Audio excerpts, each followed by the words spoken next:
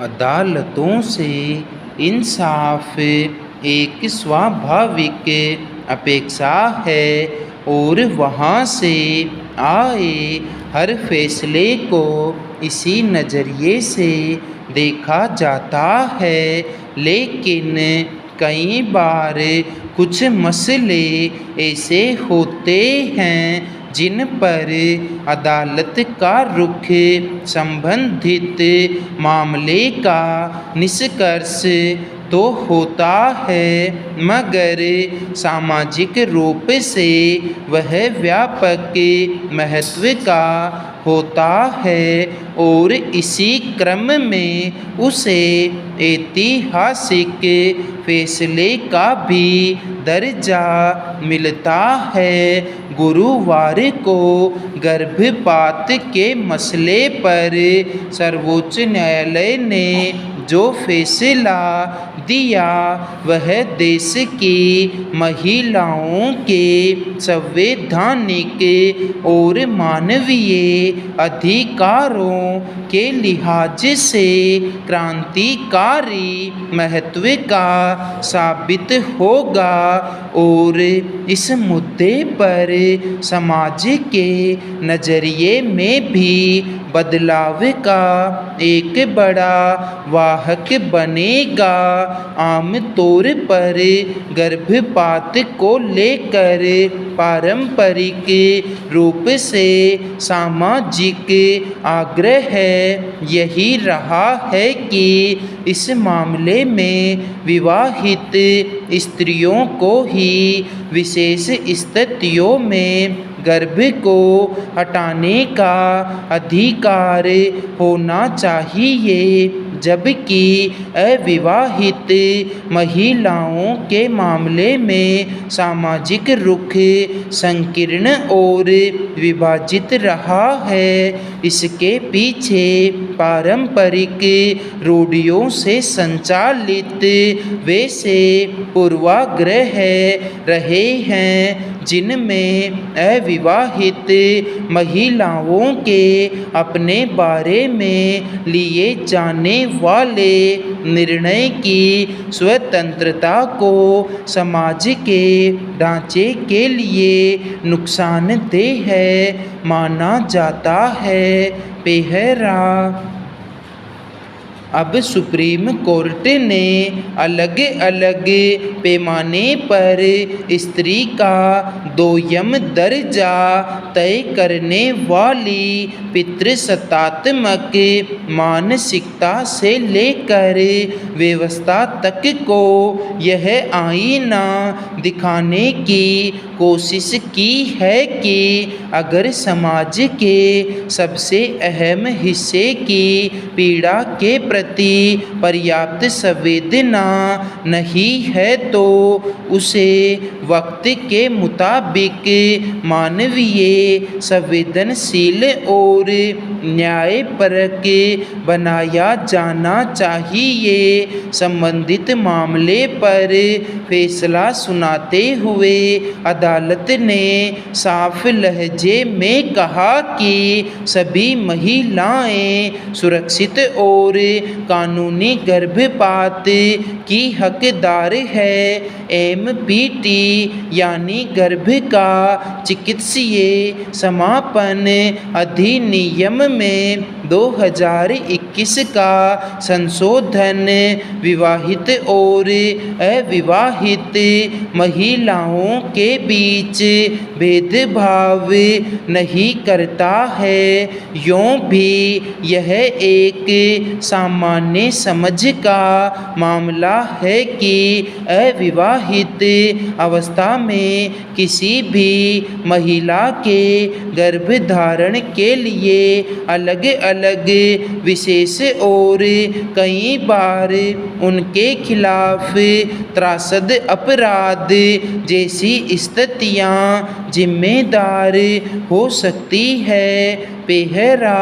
Supreme court ने भी अपने फैसले में कहा कि गर्भपात के नियम को अगर केवल विवाहिता के लिए समझा जाता है तो यह इस रूढ़ि को कायम रखेगा कि यौन संबंध केवल विवाहित महिलाओं तक सीमित है, क्योंकि इससे संविधान के अनुच्छेद 14 का उल्लंघन होता है। वक्त के साथ समाज और जीवन के मानदंड भी बदलते हैं। मौजूदा समय में घर की दहलीज से पार स्त्रियों के कामकाज, जीवन और उनकी दुनिया का दायरा बढ़ा हुआ है।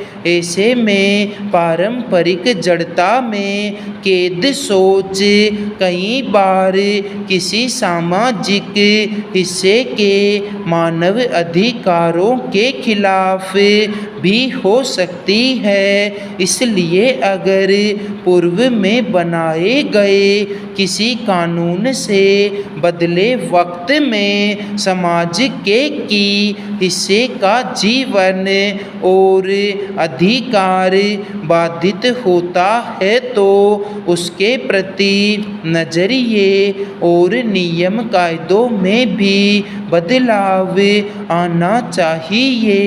इस संदर्भ में एक दिलचस्प तथ्य यह है कि वास्तविक आधुनिक और मानवीय दृष्टिकोण के साथ महिलाओं के इस हक को स्थापित किया गया। पेहरा। भारतीय रिजर्व बैंक ने एक बार फिर रेपो दर में 50 आधार अंक की बढ़ोतरी की है। यह चौथी बार है। मई से लेकर अब तक 1.90% की बढ़ोतरी की जा चुकी है। इस तरह अब रेपो दर 5.90% हो गई है।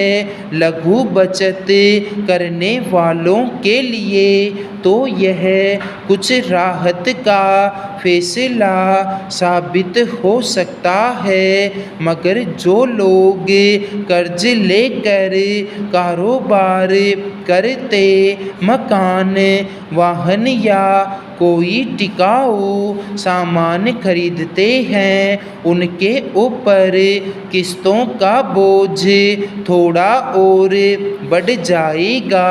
हालांकि रेपो दरों में बढ़ोतरी के अनुमान पहले से लगाए जा रहे थे।